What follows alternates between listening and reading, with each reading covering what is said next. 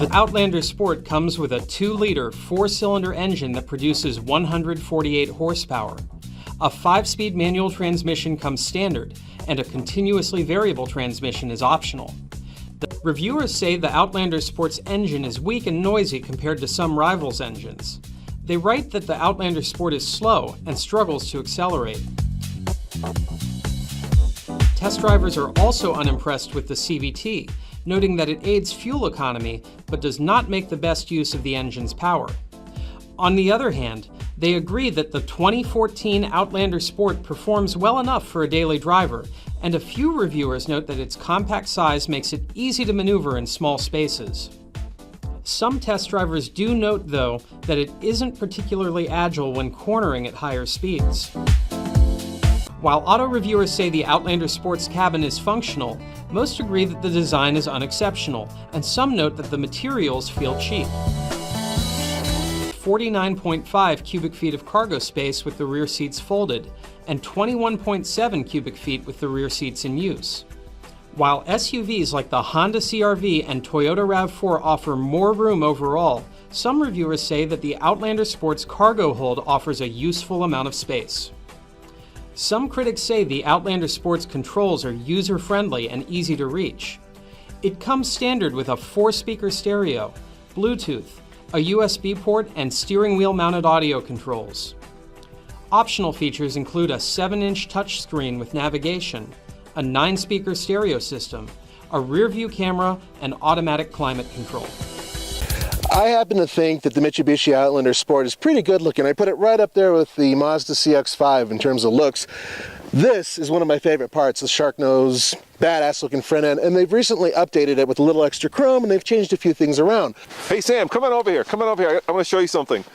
So check out this panel gap right here. Now this vehicle is made in Illinois, so this fits right there very easily, but check this out, up here, not so easily. So the gap is, I'd say, about maybe 1 millimeter, and then it widens all the way to maybe 3 millimeters up here. This is not very Japanese. Look at this, look at this, it's plastic. Yes, What, Nathan? That's look at that. The reason why. Look, if you guys remember the old Saturns, they used to have plastic fenders and solid hoods. And the thing is that expansion and contraction happens. Oh, expansion and contraction. Oh, come on. That's what happened over there. Otherwise, this is misaligned. It's completely misaligned. It's slightly misaligned because of the plastic fenders. Contraction. The good news is, if you hit a squirrel, it'll bounce right off the fenders.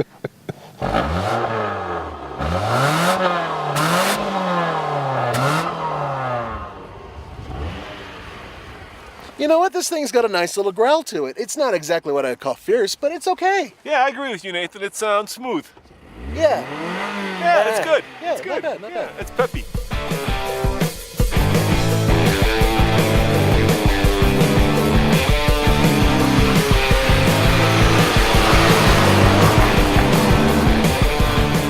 It's a much nicer interior, and it's much quieter, and frankly it's quieter than the Mazda equivalent. What I like is that they put on the doors a good foam material so it doesn't feel like you're hitting hard plastics, but there are some hard plastics here and there.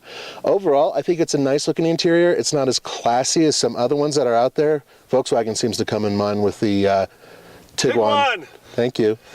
But in terms of comfort, the seats are comfortable. Back seats, pretty comfortable. Not a lot of leg room, and okay headroom. So all in all, it's a small vehicle. So I'm going to give this one to Nathan. Yeah, the Mitsubishi is small, but it's tidy. It's kind of the right compact size. I'm getting a little tired of every vehicle always being bigger than the previous generation.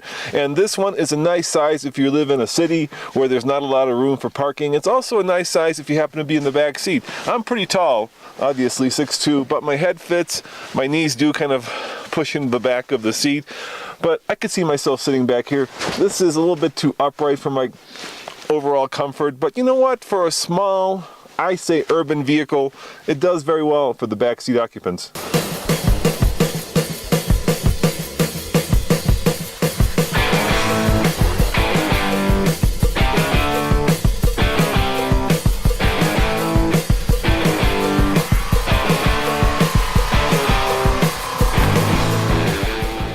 Here it is, the 2015 Mitsubishi Outlander Sport.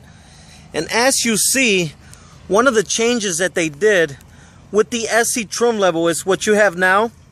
they made the LED lights standard now.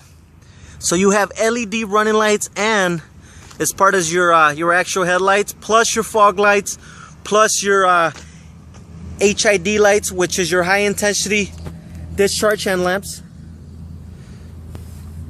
And this is your LEDs. I have them on now. I don't know if you're able to see them, but so here it is. 18-inch alloy wheels are still standard. Heated outside mirrors are still standard. This one here has the touring package, which is going to give you everything that you want. It's going to give you navigation unit, panoramic roof, and premium sound system. So let's check out the inside.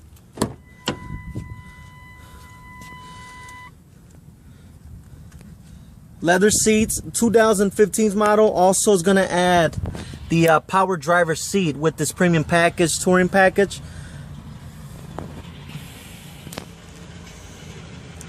Black leather seats. The other changes they did, the old heated seats setup was down below the belt buckle. Well, now it's a lot easier to control. It's actually up here, and you'll see your two selections for high and low for driver and passenger. This is the new and improved navigation unit, which is also HD. So high definition, and is also HD radio. And you're going to be able to do a lot more. So with this navigation unit, you now are going to get 2 map free updates for the first year and second year, which works with an SD card. So Bluetooth is also going to be standard. Your hands-free link system, and the voice command settings for this navigation unit, it's a little bit different, which is actually a lot easier, and it's also 3D mapping. So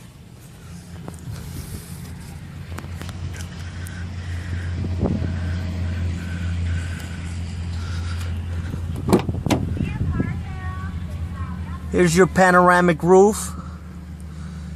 It still comes with the running LED lights on the side to give you that nice night feel at nighttime. You're still gonna get your roof rails.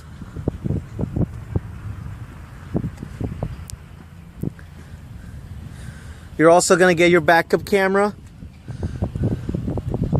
which is gonna display right on the 7-inch display unit of the navigation. This is your 10-inch subwoofer by Rockford Fosgate, 710 watts.